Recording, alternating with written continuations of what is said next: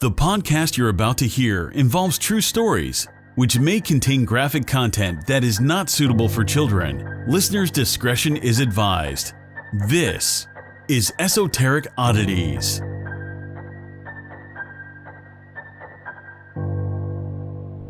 Hey guys, welcome back. Merry Christmas, Merry bitches. Christmas Eve, reindeers and raindettes. What? Amazing. We don't like to assume their gender. Yes. Hi, happy holidays. Happy we also holidays, don't like guys. to assume what you celebrate. So happy holidays. So we're putting out this episode a little bit early because we figured, a lot of people are traveling on Christmas Eve.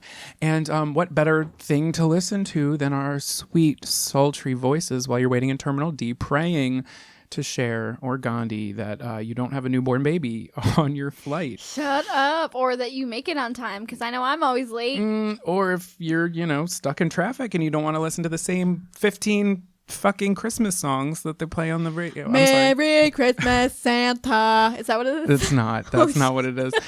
And I also didn't mean to swear on today. So sorry, Jesus. Happy birthday. Happy B-Day. So we have got some murder and mystery on the menu today. It's actually, in fact, all of them are mysteries. Some unsolved mysteries, right? Yeah. All of them are unsolved mysteries. Thus, Christmas. Chrismysteries. I was saying that to one of my coworkers, and he's like, "Did you just make that up?" And I'm like, It's a thing. No, I don't know. I don't think it is a thing because I used to do. That's what I used to call I used to make mystery, like unsolved mystery videos on YouTube. I did it last year and the year before, and I called them Chrismysteries. And I don't know why nobody else was doing it because copyright Infringement. I came up with it. I'm sure somebody did it, but I'd never heard anybody doing it. So, welcome to our Chrismysteries episode. Happy holidays again. I cracked one mystery. And that's why Santa is so jolly all the time. Oh my God, tell us. Because he knows where all the naughty boys live. Ooh, I'm playing footsie with you. Why are you doing that? I don't know. So what Christmas movies have you been watching? I know you've been watching a lot. Of Christmas movies? Yeah. So I like The Grinch. ABC's whole 25 Days of Christmas is my shit. And then there's that one that we saw, that horror movie. I always forget the name. Oh, A Christmas Horror. A Christmas horror story. That was so good. So we watched the trailer for it last year, and it was like Santa and his elves get infected with like a virus, this, and zombie virus. they become zombies, and we were like, we need to watch this shit show. Okay, side note, those fucking little elves are tyrants in that movie. Yeah, they're like terrifying. Fuck shit up. Like we watched it to the end because it was like corny and hokey, but it was good. And then at the end, there were like the last 5 minutes, we were like what? shook. Yes. We were shooky, quaking. We boogie. were literal Quaker Oats. We just turned into a fucking bowl we were of oatmeal. overnight oats. Ew, what are overnight oats? You let them sit overnight, and it's like bread. Why would anybody do that? It's good, and it's more filling than oatmeal. Was that your fun fact? No. Okay. Wow. I feel really informed. Oh, great. I watched The Grinch twice. I may have gotten really emotional the one time because I may have been sipping a little too much red wine. Do you remember when I texted you that whole fucking line from The Grinch? Yes. How dare those who's invite me down at such short notice? Copyright. Okay. Smoky Mountain Christmas with Dolly Parton. What's that? Oh my God, we're going to watch it. Okay. Black Christmas with Michelle Trachtenberg, which is actually, if you watch love it, her. I love Michelle Trachtenberg. It's pretty much just Harriet the Spy 2, where the CIA finds out where Harriet's living. They found out she knows too much information, so they send a really murderous funny. tyrant to go run amok. Also, Black Mirror has a Christmas episode called White Christmas, and it was very interesting. I think I really liked it, but I also don't know, which is how I usually feel after every Black Mirror episode. Were you drunk? No. Oh. The question of a lifetime. I mean, literally. I'm always like, were you drunk? The one movie, so I also always watch It's a Wonderful Life. I have this Christmas tradition. It sounds really sad and pathetic, but I started it a long time ago. When I wrap presents by myself because, y'all can't see what I got you. Yeah. So I started watching... I had this little Christmas tradition with myself because, why not? And I watch that movie and I wrap my presents and then I just kind of hang out there. I literally started doing that when I was in like elementary school and I haven't missed a year. Oh, I love that. I never It's knew my that. We've me been time. friends for 6 years, and I didn't know that. Well, now you know. The more you know. Do you have any Christmas traditions or holiday traditions? We go over my grandma's. My parents are separated, so it's always like a fight. What a tradition! Woo! No, but my mom is actually coming to my grandma's this year with my dad, so Yes, Mima's house. I'm really excited to have everyone in one room. I don't have to split time up. You know, it's the worst. I feel for kids with divorced parents. That turned out really sad that I wanted it to. So It's a Merry Christmas, Santa. yeah, literally. Traditions other than that. Do you do the gift swapping? So when, like, we call it Pollyanna here. Well, at least like my family does. But when I lived in Illinois, nobody knew what Pollyanna was. It's White Elephant, right? No, it was just Secret Santa, I'm pretty sure. That's boring. Yeah. But yeah, what the hell is blue? It's like blue elephant, white elephant, something elephant. That's like, isn't I think that it's new? only White Elephant. White elephant? Well, I want Blue Elephant. blue elephant.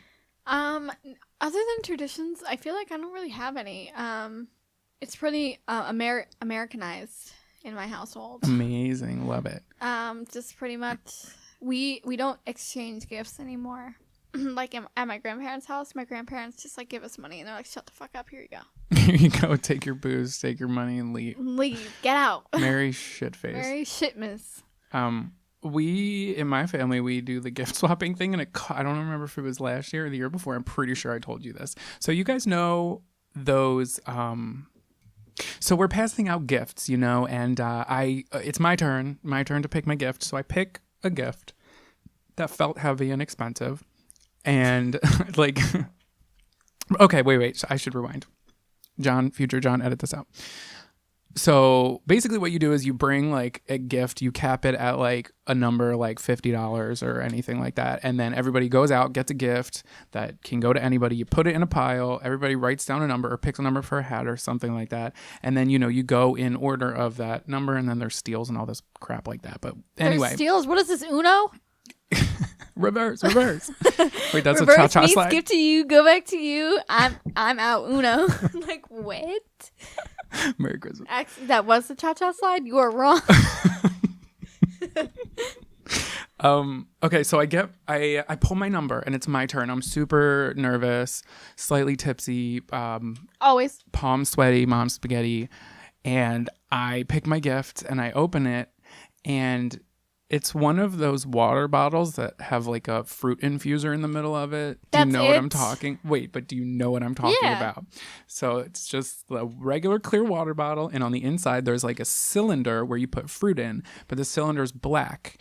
And I'm, you know, little blurry vision, and I'm looking at the box, and I'm like, oh, thinking it's a joke from my brother or my cousin, and I'm like, oh, a dildo. It was a water bottle. So my aunt flips it upside down. She's like, it's a water bottle. I bought that. I was like, even better. Can't get as much use out of that because can't bring that everywhere. Jesus. What? And then we do drunk driving Mario Kart. Yeah, we did that last year. I know, but I don't have any fun traditions. What is wrong with me? Drunk driving Mario Kart. If you have never played, you should play. You should play. If no DUI included. If you're 21 and over, you play. Yikes. You play with 4 people. You have a beer, an unopened beer, and the objective is you want to win, obviously come in first place in Mario Kart, but you have to be done your beer. If you're not done your entire beer by the end of your race, then you lose. And how are you supposed to play and control it? When you are when you go to take a drink, I don't like this game. You can't. We played it last year. I know. You have to put the controller down when you drink. So that means like you have to chug your drink really fast and then pick up your thing so you don't get too far behind. You can guess who lost because if you remember a couple episodes before, apparently I don't chug. I was chugging that margarita though. Oh, when did this turn into this kind of podcast? Are we okay? It's the holidays, y'all. I think that's why we're like this. I'm hollow glazed. I'm not. What's your favorite Christmas song? We're going to move right along to the mysteries, but I have a lot of Christmas questions to get out of the way. What's that? Oh, it's like What about album? Well, what the NSYNC album. Oh, I like the Platinum Christmas. Yo, the Platinum Christmas. Shit. The one that like it with like Britney Spears and TLC and Toni Braxton. Yep.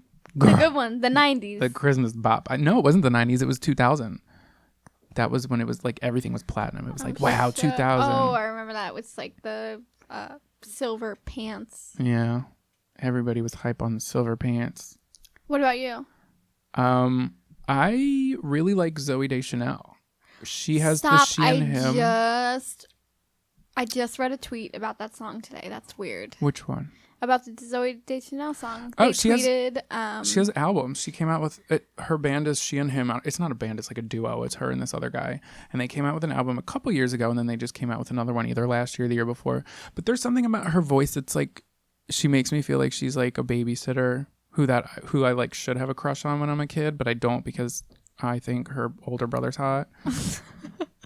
I don't know. She just like has that kind of voice that like makes you feel like comforted, and it feels like it's okay. And she like knows how to bake a good chocolate chip cookie without having it raw in the middle. Like really descriptive. Yeah. Yeah. She's like, I'm gonna make it tasty. I'm gonna make it soft, but you're not gonna get citronella. Not this Christmas. Not this time. Salmonella. I like that Alvin and the Chipmunks song. No, it's canceled. I'm done. Why? I'm logging off because it's so annoying. And then it's like the hula hoop song. Yeah. No. And then one that says, "It doesn't feel like Christmas." That one. You just looked off in the distance, and I think a tear started rolling down your eye. The one with from Cindy Lou Who? No. Oh, that song gets to me. That song gets me. No, it's that one. It's like "It doesn't feel like Christmas at all" or something like that. I don't know. But it's not like Christmas at all. Oh, I remember when you were here. What song is that? I don't know. Should we look it up? Yeah. Okay. That's going to bother me. Me too. Please, baby, please come home? No. Yeah, that's what it... No, is that not what it's called? Nope. Because I know Mariah does that song, and I try to hit those notes, and I think that I can, and if I turn the volume up loud enough... It is Baby, Please Come Home? Yeah. Yeah. You sing and deck the house. Are all the Christmas songs in like the public domain? Because I feel like everybody just covers them and like nobody cares. You were here. I think it's just like public domain. Like, it's Christmas. Just let them go. Just take it. Yeah, just take it. Ew. I hate us. All this talk about taking it and cookies is making me hungry for murder. Do you have a... What's your first story? Should we get on into it? My first story covers the incident of Kevin Showalter. Ooh, never heard of this one. Christmas Eve, 1973. Oh, there goes the computer. Kevin doesn't want you to know what happened. So sorry. It's okay. Just start that over. I'll edit it out. Don't worry about it. I have nothing to do later. It's totally fine. Christmas Eve, 1973, Kevin Showalter, a 20-year-old college student, was driving through New London, Connecticut with his girlfriend. They suddenly got a flat tire, and Kevin pulled over to change the tire. He was then hit by a passing vehicle and killed. Oh, Jesus. Kevin's mother could feel there was something eerie in the air when she went to get her son's belongings. She was told that they had been lost and that his death was probably never going to be solved. Who said that? That's what happened. The cop said that? Yeah. It gets like... Oh. This made Kevin's mother angry, and she set out to uncover the truth about her son's death. Shit, I'd be angry too. Right. She later found out the police work was crooked and a potential cover-up. Cover-up of what? What? Do you think it was a cop who hit him? Harvey Malove, a former mayor of New London, was considered a potential suspect because he had driven through the area at the time of Kevin's death, but Malove provided an alibi which contradicted eyewitnesses' accounts of the incident. A one-man jury determined that Malove was the only person who could have committed the crime, but there was not enough evidence to convict him. He was the only suspect that could have committed it. It could have been any Joe Schmo. Right. That's what they were trying to get at, but they didn't have any evidence to cover anybody, so... Was that Christmas night or Christmas Eve night? Either way, fuck. Christmas Eve. Oh my God, that's awful. Literally. In 1979, a man by the name of Paul Henson came forward to confess that he was the hit-and-run suspect. Stop. I know a guy by that name. No way, you're lying. He's like a little bit older than me, though. I don't think he was born back then. But still, that's crazy. Yeah. By that point, I mean, it couldn't have been him. You'll find out why in a second. Oh. By that point, statute of limitations had expired, so no charges could be filed against Henson. Oh my God, I hate. Okay, sometimes I hate. It's actually Hanson, not Henson. Oh, okay. Yet another grand jury was called, but they determined that there was no evidence to support Hanson's claim, so the inquiry was closed. It better be an inquiry. What is it? Inquiry. Oh. See, this happens every time I read words. The case remained cold until 2005 when Hanson committed suicide. He left a note behind, once again claiming responsibility for Kevin's death. Police decided to reopen the case, but when the local media requested transcripts from the earlier investigations, they were denied. In fact, the 3,000-page transcript from the original grand jury investigation on Malov had mysteriously gone missing. Mysterious. To this day, Kevin Showalter's death is still officially unsolved. That sucks and that's crazy. And just because he admitted to it and then committed suicide doesn't mean that he actually did it. Because remember that guy? Right. Another Christmas mystery, which we're not doing, or at least I'm not doing, was John Bonet. Yes. And that one. You know, John Bonet is my favorite mystery ever. You didn't do it, did you? No. Okay. You said not to. Well, only because that's like 4 episodes. Well, maybe we'll do it one day. We should do it. We should do a collab. I don't know how we would do it, but yeah, we could figure that out. But your friend Carly didn't know who that was. Oh, let's call her out. Yeah, I have a friend who didn't know who.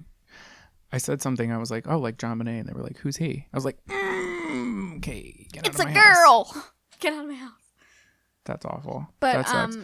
It also indicates that someone else was involved. So wait, why? Because why would that transcript be like deleted or taken away? Oh, well, someone would have had to. Someone on the inside, yeah. Yeah. So if it was the mayor guy, they didn't necessarily pay the guy who committed suicide and admitted to it, because in the John Bonet case, the guy was just mentally unstable, and I think he was in Japan when he admitted to it. He was like, I killed John Bonet, but. You know, there's people who will admit to crimes that they never did. Well, don't they sit you in a room for hours and hours and hours and hours with no food? No. He wasn't. They didn't bring him in like as a sub. They did not question him. This man just came out of the woodwork and was like, "I did it." Oh. I think he became weirdly like obsessive. I don't know. I actually did that at last year's Chrismysteries. I made like a 20-some minute video. One. Me and Jonathan loved John Bonet. R.I.P. That's so crazy, and it's so sad because she turned into like It turned into like a fascinating like mystery that's so insensitive. Yeah, I feel it is very insensitive. Because people are like, John Bonet, oh my God, I love that. That's a crazy story. And then you really think about it, and you think about the fact that like a little girl didn't get to see her 7th birthday because she was literally like strangled, tied up, raped. Well, they found stuff on her underwear, but they didn't find any on her. But yeah, so that's fucked up too. So. That date is a thing, so R.I.P. to... The world is a super insensitive place. It is, but I mean, if you think about it, it's like covered so broadly because it was such a fascinating... I hate to say fascinating, but it was a fascinating case that like nobody could figure out what happened, and everybody has their theories, but like... It's just, how do you not... I think unless somebody speaks, unless Burke Ramsey knows exactly what happened and he speaks, unless John knows exactly what happens, which I believe he does, right? Yeah, same. and he speaks out, like I don't think we're ever gonna know somehow. I was like, we're not gonna talk about John Bonet, and here we are. This is what we do all the time. So let's get up to the next one. Oh, okay. Christmas Day, 1996. 32-year-old Patty Vaughn left her home in La Vernia, Texas, and never returned. Her van was found 15 miles away the next day. One of the tires were flat, and there were traces of blood in the van, as well as a red workman's jumpsuit. Patty got into an argument with her husband, JR, and that was the last time she was seen. 2 months prior, the couple decided to separate, but still had ties because of the 3 children they had together. It is said Patty and her husband had a strange relationship. A day after Patty went missing, her husband filed for divorce. Traces of blood were found in Patty's bedroom and on a mop inside her residence, indicating that someone had been cleaning the space. It was also apparent that the carpet in Patty's van had recently been shampooed. DNA tests confirmed that all the blood stains belonged to Patty. The case took a turn 2 months later when Patty's mother broke into JR's home. that's her husband, Mm-hmm. and attacked him with a baseball bat. There was no evidence to point the blame on JR for Patty's disappearance, and he took custody of their children and left the state. During the time Patty went missing, JR was working construction on a school in the nearby town of Natalia. Authorities have not discounted the possibility that Patty's remains might be encased in concrete foundation and that multiple people were involved in the disposal of her body.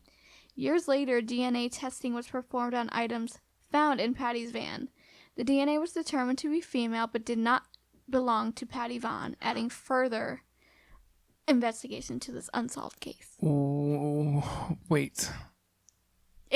No, but where did they even come up with the whole cement thing? Well, because they figured since her body went missing that if the husband did do it, he probably put it in the cement. Oh. Yeah. Because her body's literally like nowhere to be found. Well, interesting to think about. Does cement preserve a body? It would have to, right? I guess, because there's no air to really decompose. And it locks in, but unless he, did some other stuff. Right. If he did it, 'tis a mystery. Right. Everyone is innocent until proven guilty. Sometimes. Unless you're Donald Trump. Edit that out, future John. Sorry. We have no more room in our email for a...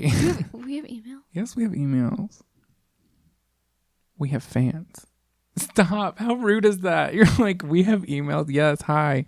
We read your emails. No, I just didn't know people actually email us. Yeah. Like email, like Esoteric Yes. Oddities. Oddities podcast at gmail.com. Yes. I need to read these emails. It's okay. Half of us do. One half of us do. So they don't know what happened to her. Nope. And that was Christmas morning. Yep. Mm. Christmas Day. Ain't that some shit? Merry Christmas. Right. All right. So I guess I'm up to bat next. You're up to bat. That was me batting. So this is the murder of Rhonda Hinson. On the night of December 22nd, 1981, just 3 days before Christmas, 19-year-old Rhonda Hinson attended her first office Christmas party. She had recently graduated from high school in Valdez? She had recently graduated high school in North Carolina, and she started her job as a clerical worker for a steel company. Isn't it clergy? No. She's not a clergyman. She's 19 years old. At midnight, she and two of her friends left the party and headed home. At approximately 12:30 a.m., she dropped off her friends and began to take the 10-mile drive back home where she still lived with her parents. At 1 a.m., her mom awoke from a sound sleep with a strange premonition. She believed that her daughter had been hurt in an accident. Moms know. Her father also awoke and decided to turn on his police scanner to see if an accident had occurred. But after they turned it on, they heard something far worse than a car accident. A homicide had occurred, and the victim was Rhonda. Her car was discovered on Mineral Springs Mountain Road just a half a mile away from her house. She was so close. A half of a mile? Just a half a mile away from her house. Oh my God. The driver's door was opened, and just a few feet away, she was found dead. She was lying on her back with her arms deliberately placed at her side. She had been killed by a single bullet fired from a high-powered rifle. The bullet had traveled through her trunk, through her seat, and penetrated her heart and her lung. That is crazy. It literally went through the first of all, it went through the car, through the trunk, the seat, and then through her heart while she was driving. So it's not totally determined if she was driving or not, but her car was turned in a ditch, so it looks like she was driving. Right. Investigators have determined that the bullet would have killed her instantly since it pierced her heart, which means somebody had taken her out of the car after she was already dead. Police believed at first that her murder was a random act of violence until an investigation revealed that she may have known her murderer. Rhonda was acting strange in the weeks before her death. Although she was normally comfortable driving alone, she began to ask her father to accompany her on trips into town. During one of these trips, she told her father that she had something to tell him and that it was really bad. However, she never explained to her father what was troubling her. Her mother also recalled a strange conversation she had with her. Rhonda asked her mother if it was ever okay to be in a relationship with a married man. Her mom did not know if she was asking this question for Rhonda herself or for one of her friends, or just a general question, you know. George Clooney's married, and I always think about slipping in there. Just kidding.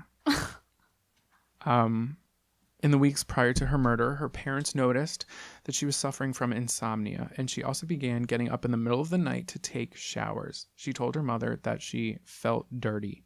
According to police, this is usually a behavior of somebody who has been sexually abused. This unusual behavior suggested to police that she was under some kind of pressure. Police also uncovered evidence that suggested that she was being stalked by someone until the night of her death. Between 12:15 and 12:30 a.m. on the morning of Rhonda's murder, a witness drove under the Interstate 40 on Mineral Springs Mountain Road. She observed a blue GM Chevrolet facing the northern direction with two white males inside the car. The car was parked next to the same off-ramp that Rhonda would later use to exit. The car was parked next to the same off-ramp that Rhonda would later use to exit. It was spotted just 30 minutes before Rhonda was shot and 200 yards from where the body was found. Later that evening, another witness traveled down the same road, passed by a similar blue vehicle with a single man behind the wheel. This vehicle was speeding away from the murder site. As he continued down the road, the witness saw Rhonda's vehicle at the same spot where her body was found. The witness saw her slumped over the steering wheel with an unidentified man standing at the front driver's side door. The witness was unable to get a close look at them, and he assumed that it was just a drunk couple. Nothing was there. There was nothing to see, so he just drove on. In order to remember more about his sighting, the witness agreed to undergo hypnosis. He described the car leaving the scene as a blue Chevrolet, a 70s model with a messed up front end and a gray primer. He described the man next to Rhonda's car between 5'10" and 6 foot with a medium build and dark brown hair. The witness also recalled seeing another vehicle parked down the road from Rhonda's vehicle. This car was black or dark blue, and it was a Trans Am. Some believe that this car was driven by the killer. Several fingerprints were found on Rhonda's driver's side door. Investigators believed that they belonged to the killer, however, the prints have never been identified. Based on various statements and actions Rhonda made prior to her death, investigators believe that she may have known her killer. In 2007, Captain Becky Weatherman, the current investigator working on the Burke County Sheriff's Office, and SBI agent Mark Sharp stumbled upon what they say is probably the best lead the investigators have in this case. The pair was at an SBI-sponsored seminar on touch DNA, which is the genetic fingerprint people leave on people and like items that they touch. So Weatherman and Sharp realized one of the few pieces of evidence they kept in the sheriff's office was Hinson's sweater. Remember, they're figuring this out in 2007, and the murder happened back in 1981. So on the sweater, it likely contained the DNA from the person who pulled her from her car. So they sent the sweater away to an SBI lab and found DNA in the armpits that did not belong to Hinson. The DNA profile is logged in state and national DNA databases, and the sheriff's office is just waiting for someone to enter a match. New DNA samples are entered into the databases daily. New DNA samples are entered into the databases daily, including samples from every person in North Carolina who is charged with a felony, and many convicts, and Weatherman is hopeful that this is how the investigators will crack the case. But keep in mind that touch DNA is sometimes difficult to use as evidence in a case like this because she was at a party, she could have hugged anybody, could have danced with anybody, and basically anybody who touched her for some weird reason in her armpit region, you know, their DNA would be on her. So they can't. And even though you would literally pick somebody up by their armpits to drag them out of the car, sometimes... I'm short. People try to pick me up all the time. Yeah. Like, it could have been anything. Yeah, but had it happened sooner, and if also this was 6 years before DNA was really used in courtrooms in 1981. It's so weird to me because I never understand why people just don't fingerprint people, like, just because. Like, you only get fingerprinted if you get in trouble for something. But yes. People should have fingerprints, like, it should be like... That's a whole different issue. 100% guarantee. I know, but I'm just saying. But, like, what's the point of government having your fingerprints? Like, Do you use the fingerprint scanner on your phone to unlock it? Because they have it. Oh, well, I've already been convicted of something, so they already have my fingerprints. Ah, yes. I forgot about that. The old bubblegum shuffle of 1994. I think it was 2002. Yeah. No, I think it was 2012. Great year. There you go. For Kara Kyman. Oh, by the way, guys, this is welcome to Esoteric Oddities. Oh, shit. Yes, guys. Hi. Back to my story. Jesus Christ. Happy birthday, Jesus. Cheese and rice. Investigators have received hundreds, perhaps thousands of tips in this case, according to Weatherman. The case files filled 2 filing cabinets, and investigators have eyed more than 100 possible suspects. Every lead was tracked down, and there was no arrests made. Her family and investigators are still searching for answers. So a $20,000 reward is being offered for information as of this date we are recording this. And anyone with information on Hinson's death can call the Burke County Sheriff's Office at 828-438-5500. So there was never any forensic evidence. There was never motive, no weapon, no real witness. I feel so bad for her parents. They can't identify a suspect. So, my thoughts on what possibly could have happened. Go. She was asking about dating a married man. So perhaps she was dating a married man. Or she had a friend who was dating a married man and she just knew a lot about it. The married man had a wife who found out and possibly hired a sniper. Possibly hired a hitman because that shot, though. Right. Or she was a hitman. Yeah, that could have been it. It could have been a woman. Or it could have been the married man who didn't want her to, he thought, she was going to tell. But what was up with her showering late at night? They have no idea, but they say that that's what happens if you've been sexually abused. That's what I'm saying. So how does that tie into? There's no way we would know. We literally won't find out unless somebody says something. Someone say something. It's $20,000. Don't you want that money? The only other person who knows what happened is 6 feet under. So yeah, how about that? Well, she probably doesn't even know what happened. That's true. She's probably instantly dead from that gunshot. She was to the heart. But I mean, like, she would have the answers to like the things that happened. Oh, like leading up to that. But I mean, it's also possible that it was just a freak accident, that somebody was hunting and there was a stray bullet that just so happened to like literally wrong place, wrong time. I mean, it sounds really out there, but at the same time, it's been since 1981 and we have like nothing. Right. There's no leads, no weapon, no anything. So I feel like you have to consider all of this shit. And the man that they could have seen and the man whose DNA is on them or woman could have been somebody who was, hunting, been like, oh shit, I think I just shot whoever's driving that car because it just skidded off the road. They went to go see if she's okay, perhaps pulled her out of the car to like resuscitate her or something and, saw that she was dead. And got scared. Because my thing is, if it was a hitman, their job is kind of just like get the job done and get out of there. Right. They could have stuck around to see if she was dead or they, I don't think there was a reason why they would have had to take her out of the damn car. Mm-hmm. And leave their DNA on her. I mean, then again, DNA wasn't really that big of a thing 6 years before, they was brought into court. It's like all of these stories like are around the same time and it's all the same thing. There's literally no further evidence leading up to what happened to anybody. Mm-hmm. This shit happens all the time. Crazy. This is just on Christmas. Yeah. This is just Chrismysteries. Literally.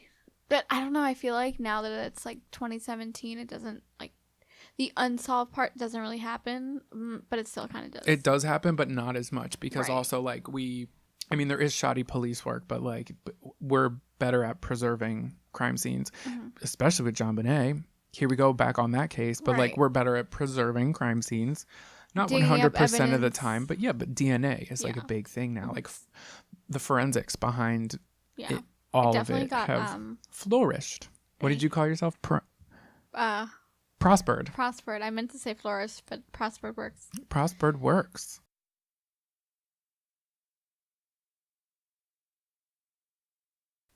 Guys, it's fine because I've only been wearing these tights all fucking day and I just noticed they're backwards.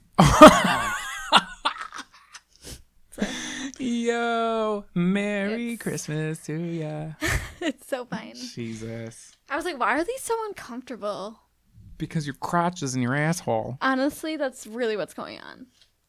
You should probably see a doctor about that then. Okay.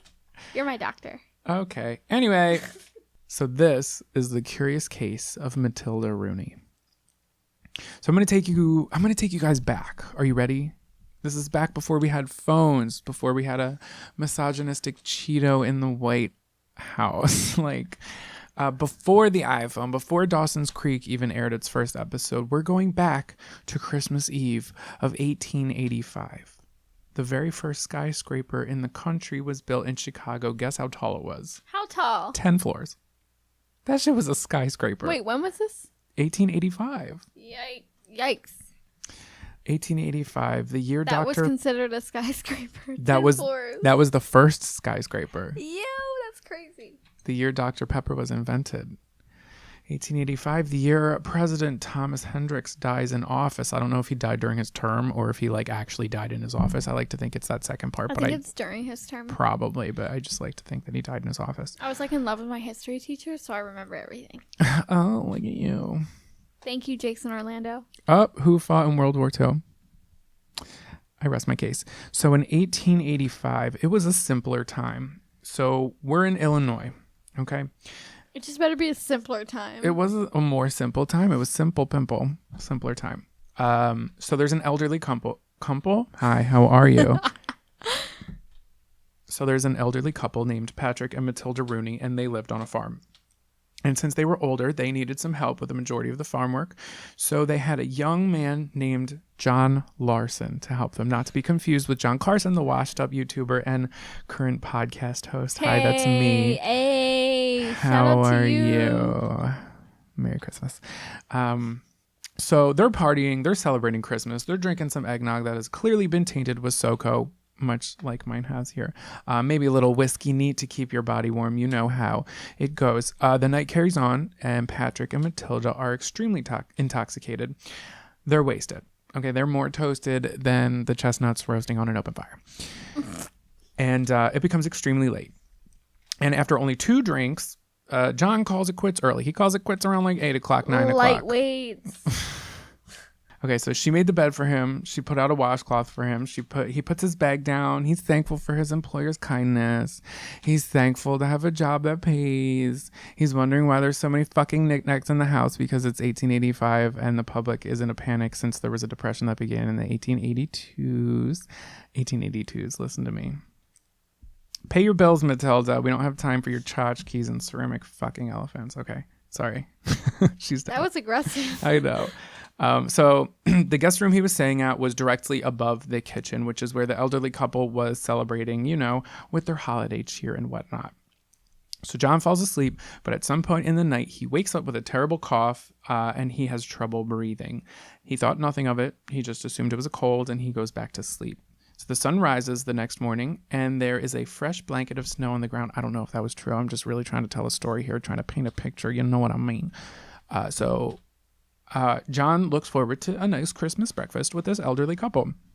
He walks downstairs and it's quiet. It's a little too quiet.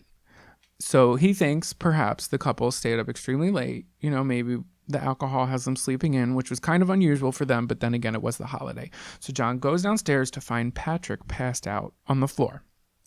John tries to wake him up so he, can walk this poor old man to his bed. But when he nudges him, Patrick does not move. John touches his skin and realizes that Patrick isn't passed out. But he did.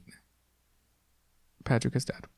So John rushes to the bedroom, thinking he will find Matilda, but she's nowhere in sight. And at this point, he starts to think maybe Matilda had killed her husband. So he runs to the neighbors, the Murphys, in a panic. So Michael Murphy walks back to the farm with John, and they search the house. This is when they find that the pillows in the upstairs bedroom were blackened with soot. Michael said it looked like there had been a fire nearby.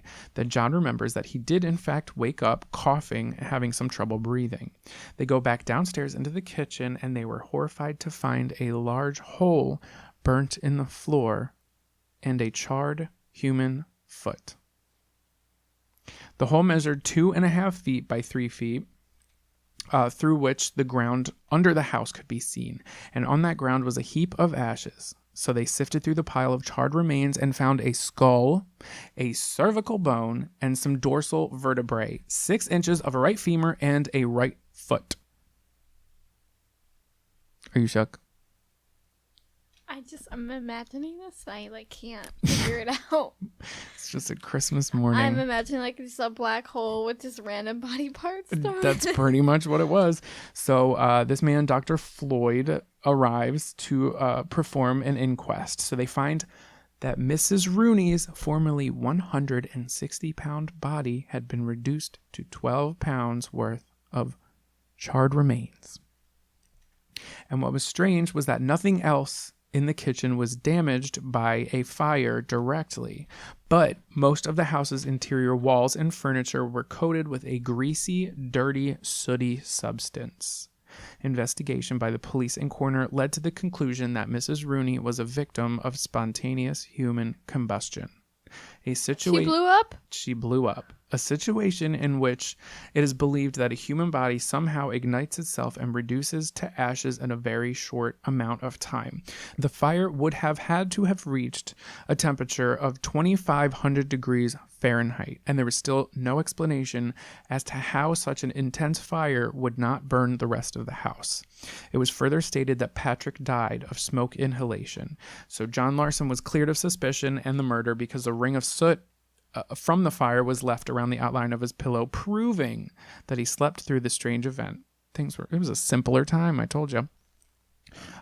He probably survived because he slept on the second floor and his door was shut, which kept out the smoke and the soot, but he still obviously had those breathing problems. However, Larson died 2 weeks later after the event due to the effects of inhaling smoke and grease in the air of the house that night. I guess you can say poor old Matilda Rooney got pretty lit that Christmas. Isn't that crazy? She blew up? Just spontaneously combusted. What? Well, they don't know for sure, but that's the only thing that they can come up with. Is that a thing? Spontaneous combustion. I don't think there's many recorded evidence of it, but yeah, it's a Christmas mystery, all right. Crazy, right? I'm really just trying to picture being there and just watching someone just there's a lot of things about that story that I find interesting. Yeah, and that's so sad that guy died 2 weeks later. Yeah, and the husband went down too. Well, he went down immediately. Mm-hmm. Merry Christmas to them, I guess. At least they all got to be together. I guess.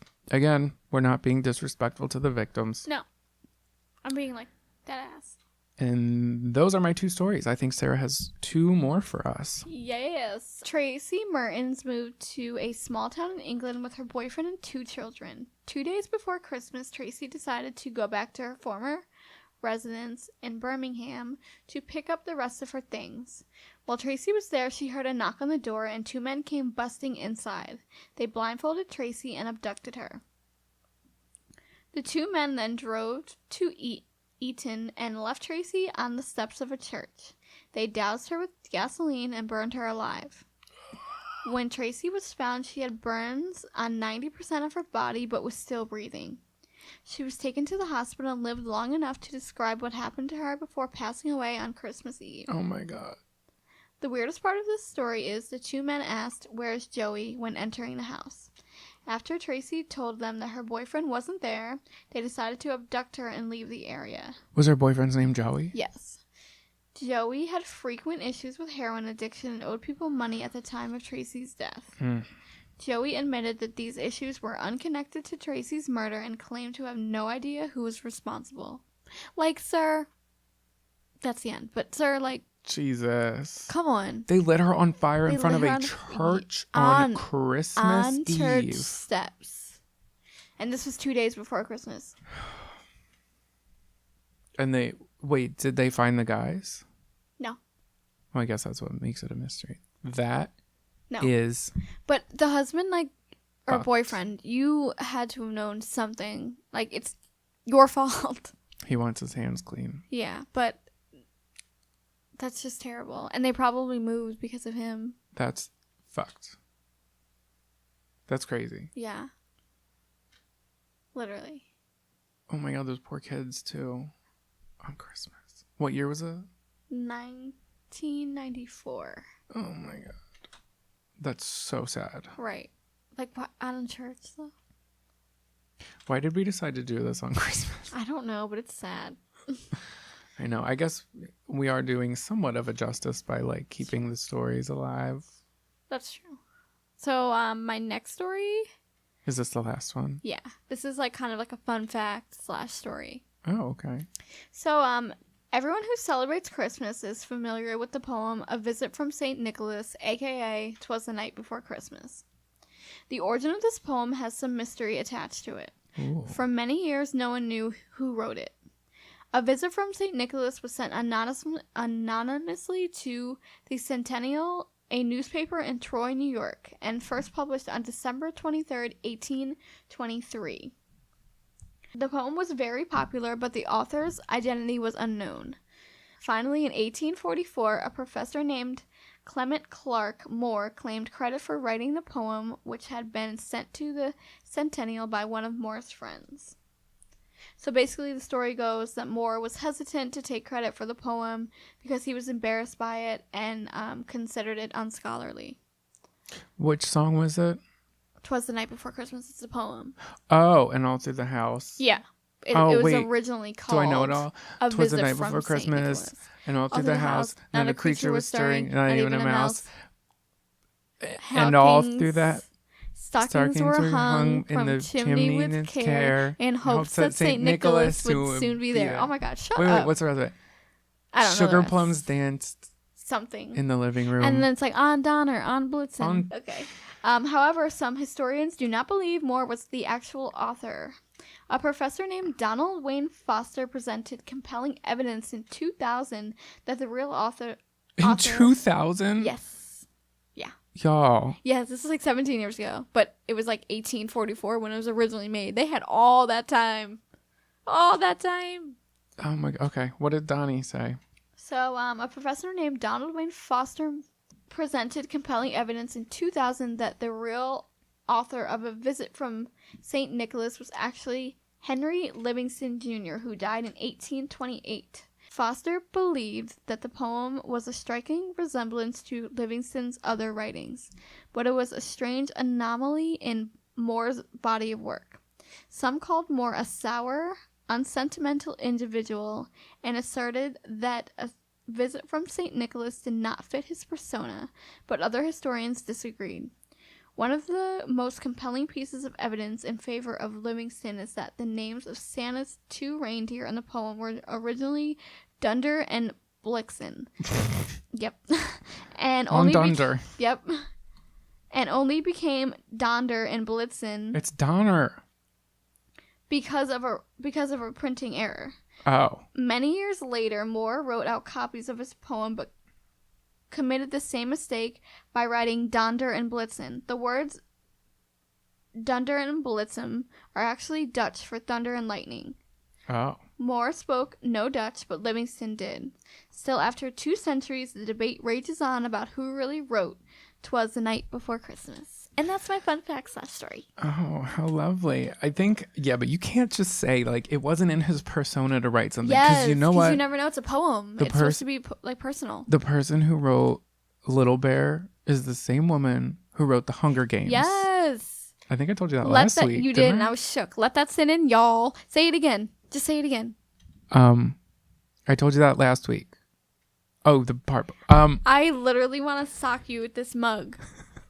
Yeah, she's drinking out of a mug. Do you guys remember Elf Yourself? I think it's still a thing where you can, like, I think it was Staples or Jib Jab or somebody was sponsoring it, and you could, like, Jib Jab. put a picture of yourself or, like, your friends on a elf, and they would make little videos. It was popular, like, when MySpace was around too, and you could order merch, and I never thought anybody would order merch, but I came across an Elf Yourself mug with some random girl's face on it that we found at a thrift store, and we thought it was hilarious, so we bought it. And people always ask, who's literally like, who's this? I know every single person Jonathan knows.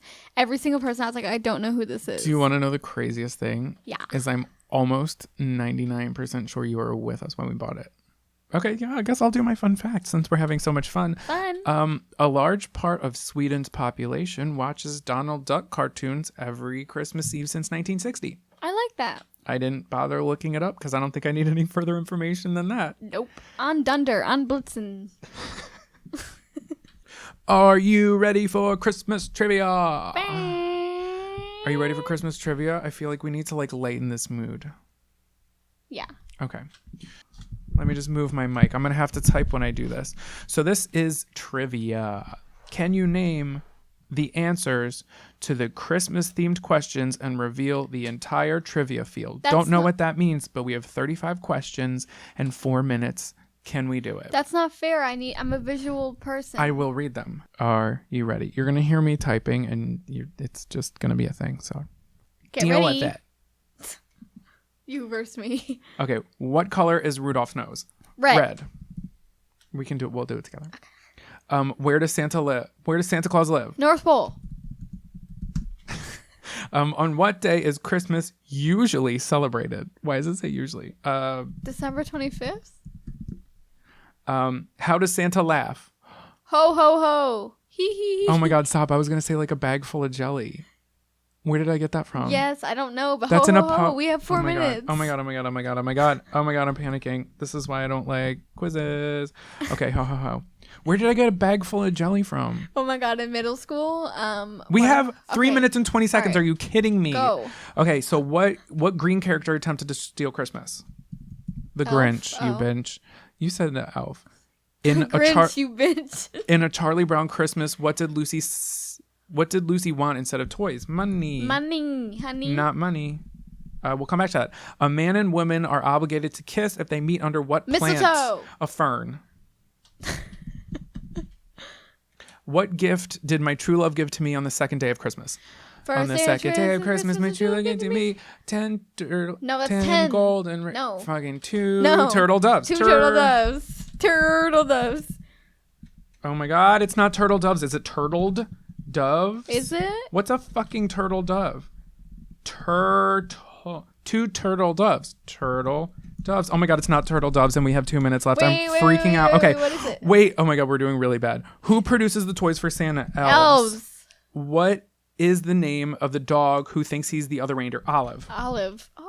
What is Frosty the Snowman's nose made out of? A fucking carrot. No, it's a corn cob hat and a button nose. And a button nose. Okay. Which reindeer is Rudolph's dad? Rudolph had a fucking dad? I guess he did. Donder. It was. Yes. The 3 kings are Casper. I don't know. Okay, I don't know that religious one. I don't know that. Yeah, me neither. I'm not. I'm just gonna type in Jesus. It has to be an answer. It was not an answer. Okay. Type in Mary. What objects hold a special surprise every day until Christmas? What are they called? The calendar. The fucking what is that called? Advent calendar. We are practicing Christians. Elvis recorded a sad Christmas song of what color? You already know. I don't know this. Blue, bitch. I love my blue. What is the Grinch's dog's name? Shut up, Max. What did a magic top hat bring to life? Fucking snowman. Oh my God, this is what happens in my head when I'm taking a quiz in high school. Okay, what holiday drink contains sugar, milk, and eggs? Eggnog. 'Twas the night before Christmas. Never mentions what reindeer?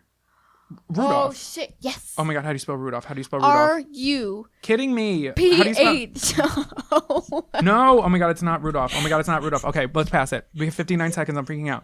What Christmas? Guys, please don't unsubscribe. I promise we're fun. What Christmas carol contains the lyrics fa la la la la la la la la? What Christmas song is that? We have 43 seconds, Sarah. La la la la la. 'Tis the season to be jolly. What song is that? Deck the halls. Deck the halls. Deck the halls. Now again. It's not the. Oh, yes, it is. It is. I misspelled it. Okay. What is the name of Bart Simpson's dog? Santa's Little Helper. Oh, cute. Listen to me type away. Okay. What was Scrooge's catchphrase? Bah, Humbug. Don't know how to spell that one. How do you say Merry Christmas in Spanish? Feliz Navidad. The least Navidad. The least Navidad. Oh my god, I don't know how to spell that. Feliz Navidad. Feliz Navi Neva. Got it. Okay. Oh, damn it. We ran out of time. We got 31 out of 35. Oh, that's good. So these were the last 4 questions that we didn't get. I'm sweating. I thought we were going to do better than that, but we did not. Yes, we did, because I laughed for like 10 minutes. That was really funny. An Animaniacs song about spelling Santa is a parody of what song? I wouldn't have gotten that one. I wouldn't have got that. I don't really know Animaniacs. Who wrote A Christmas Carol? Lee Harvey Oswald, obviously. I don't know that either. The 3 kings bore gifts of myrrh, frankincense, and myrrh. What else? I already said myrrh. Myrrh was the first one. Myrrh, frankincense, and gold. Gold. That sounds good. Okay. What organization is best known for tracking Santa Claus? The fucking CIA. Bam, nailed it. WNEP. Just kidding. That's like Northeast Pennsylvania. We got about 16. So we got 89%, and the average score was 83%. Hey, we beat them out. And we literally wouldn't have gotten those last 4 ones, so we would have been stuck. Okay, well, here we go. There you go. We did good. That's good my job. story, and I'm sticking to it. I'm like still a little stressed from that. Me too. I'm stressed about the way you were doing it. Yeah, that's literally what happens in my brain. Y'all got a good glimpse. I'm stressed. Well, I hope you guys are enjoying your holiday, your Christmas, whatever you celebrate. If you don't Holiday celebrate, edition. If you are unfortunately celebrating alone, you have us. Definitely. And we're not even being shitty about that. No, you really have us. Email us. Email us at odditiespodcast@gmail.com, baby. Santa baby. Gonna shimmy down my chimney tonight. Yeah. If you guys are listening to us on Apple Podcasts, please give us a review. Follow us. Subscribe. Yes, and subscribe. Something funky happened a week ago from when you're listening to this. Something funky happened, and I think some people got unsubscribed to us. Please subscribe again. Yeah, make sure you're subscribed. And, well, if you're listening to this, you probably already know if you're subscribed or not. So, thank y'all for listening. Follow us on Facebook, Instagram, Twitter. And that's Esoteric Oddity. ODDIE. And have yourself a merry holiday. A merry little whatever doesn't insult you. I love that. Should we harmonize it out? Okay. Are we going up or down? Let's figure this out. What are we even? We're going to say bye. Oh. Up or down? I think I'm an alto. I don't know. 1, 2, 3. Bye. Wait, no. You got to go lower. I can't go any lower. Okay, but I don't have like a baritone voice. Bye. That was perfect. Okay, ready? Wait. 3, 2, 1. Bye. No, girl, we got to go out on a crescendo. We got to nail the ending, girl. Come on. Oh my God. These people are punch a hole in the wall. These people are trying to get to their fucking Christmas destination and listen to their next podcast, and we are dragging it out. Hold on, you guys. We're going to nail this. I'm ready. 1. 3. Okay, no, we're starting at 3. 3, 2, 1. Bye. Fucking nailed it. I love it. Good job. Bye, guys.